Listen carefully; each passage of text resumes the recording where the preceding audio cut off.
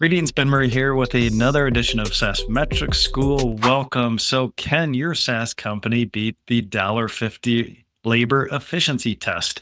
Boy, that was kind of a mouthful. I don't know why, but $1.50. So, I'm sharing one of my favorite metrics today, and that's the ROSE metric. I created this several years ago, and I say create now. Maybe who knows? Maybe there are other people who wrote about this or have templates, but I was thinking about the revenue per FTE metric, which gets thrown around a lot, but it can be very inaccurate if we don't count FTEs correctly. And also if we're not including contractors in that number. So who knows with revenue per FTE, it's just not as accurate and telling as the ROSE metric.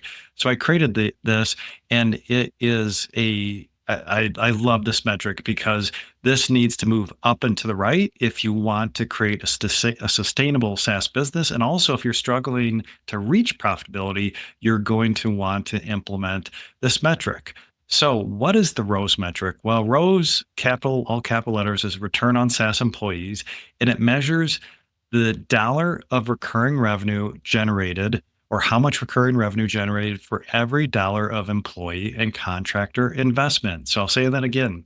So it calculates the amount of recurring revenue you generate for every dollar of employee and contractor investment. So what's included in this? In the numerator, we have, of course, recurring revenue. So could be subscription revenue, variable revenue. I tend to leave one-time revenue out, like services or hardware.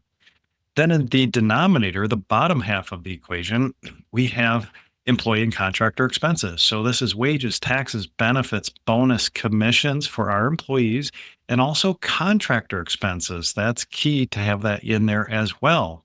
And I like to measure this on a trailing 3-month and trailing 6-month period. So why is $1.50 so special? Well, I've used this a lot for my SaaS fractional clients.